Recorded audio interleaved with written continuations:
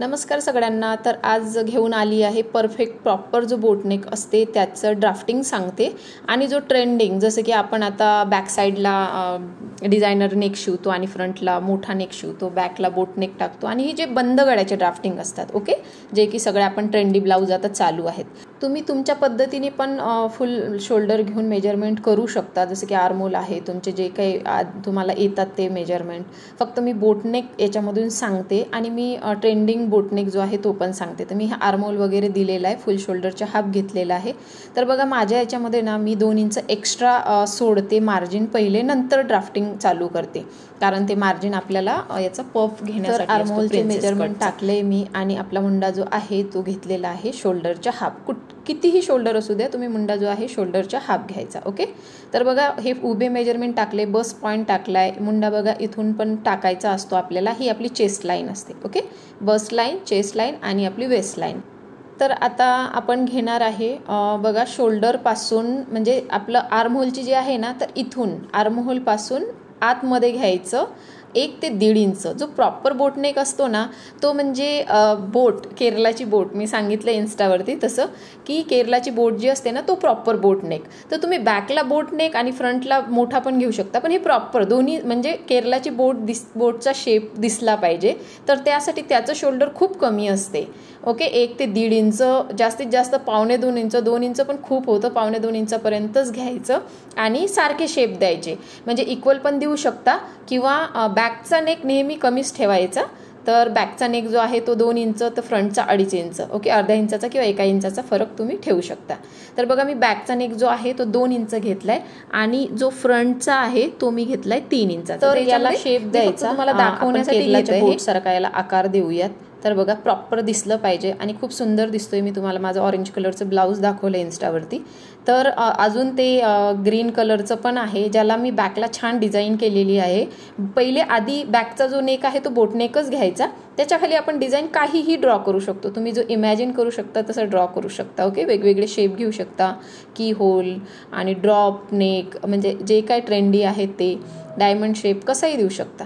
तर आता बघा बोट नेकमध्ये माझ्या पद्धतीनुसार हे 2 इंच जे मी एक्स्ट्रा वाढवलेलं आहे पट्टीत, तर हे कसं येणार ना पफसाठी येणार आहे. तर ते आपला फ्रंटचा जो नेक असतो तर तिथून क्रॉस लाईन हे आपल्याला खाली 2 इंच एक्स्ट्रा वाढवलेलं आहे ना बघा, तिथं जोडून घ्यायची.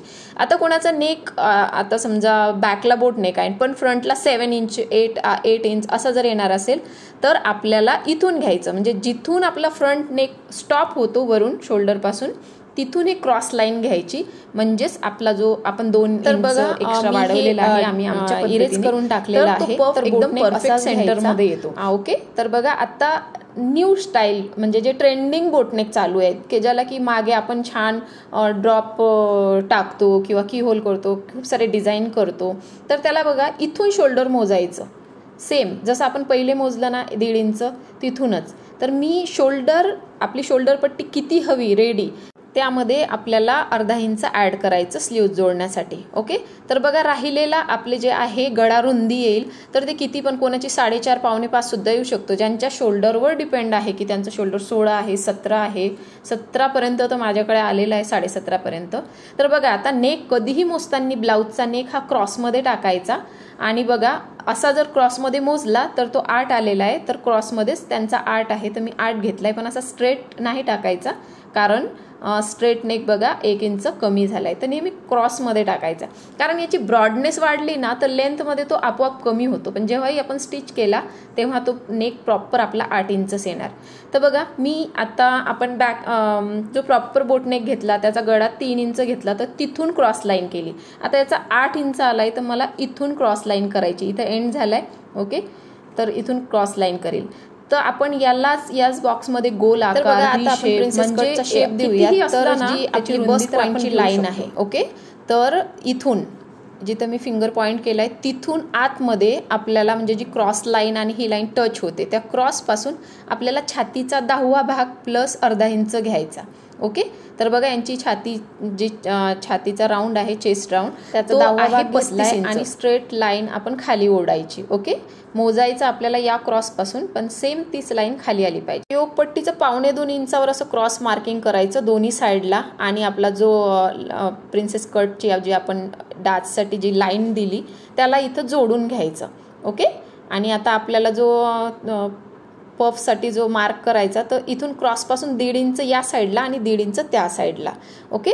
जे की आपण 2 इंच एक्स्ट्रा वाढवलंय, प्लस आपलं कमरेचा चौथा भाग प्लस 1 इंच जे बॅकच्या टक्ससाठी घेतोय तसं 3 इंच येते. तर मी हे मार्क करून घेते आणि इथून असा जसा शेप जाईल, जास्तीत जास्त 1 ते 1.5 इंच जातो, तर तसा आपल्याला वर आकार द्यायचा. ओके. आर्म होलचे जे आहेत ना, हे बघा वरती 1 इंचापर्यंत असा वरती जोडलाय. तर हे 1.5 इंचाचं मार्जिन ठेवलंय दोन्ही साईडला आणि असा पफ काढलाय. तर खूप छान बसतं हे ब्लाऊज. तर हे दोन्ही पद्धतीने बघा. आता प्रिन्सेस कटचं हे आपण असंच घेऊ शकतो. तुम्ही फक्त बोट नेकला जे पहिलं सांगितलं तसं करायचं, बाकी काही डिफरन्स नाही आहे यामध्ये. आणि हे कट करायचं. ओके. आणि याच्यामध्ये 2 पेपर आहेत आपले, आणि हे 2 इंचाचं जे एक्स्ट्रा आहे ते बॅकमध्ये नाही येणार, फक्त फ्रंटमध्ये येणार. तर हे क्रॉसमध्ये आपण कट करून टाकायचं आणि बॅकचं एक्स्ट्राचं जे काढून टाकायचं. तर मी तो कापण्याची पद्धत दाखवते. तर बघा, डिटेलमध्ये व्हिडिओ बघायचा असेल सर्वात आधी व्हिडिओ अपलोडेड आहे, तुम्ही चेक करू शकता.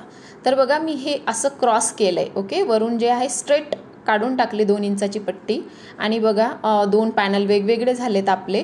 आणि बॅक साईडचं हे क्रॉस कट करून टाकायचं, कारण क्रॉस जे आहे ते फक्त फ्रंटला घेणार आहे, तर बॅकला आपलं स्ट्रेट येणार आहे. तर मी खाली छोटासा कट दिला आणि ते मार्क करून घ्यायचं. आता हे असं कट करायचं, जे आपण 1.25 इंच वर घेतलंय ना योगपट्टीसाठी ते कट करायचं.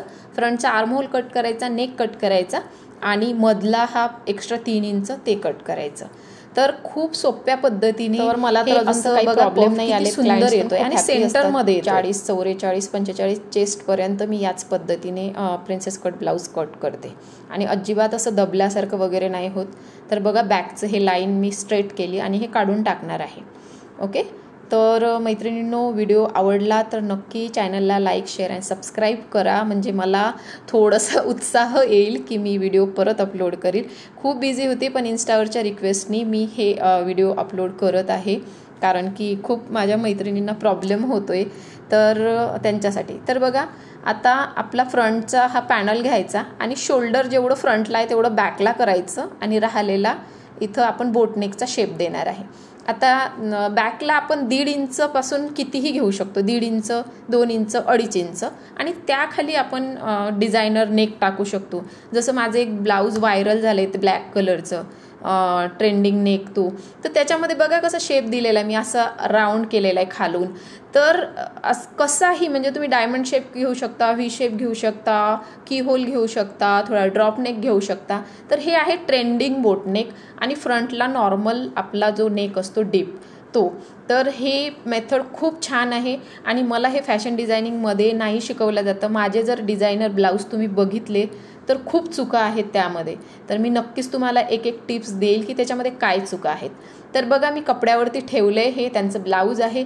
मार्जिन कुठं कुठं द्यायची, जिथंही आपलं कट असतो तिथं मार्जिन द्यायची.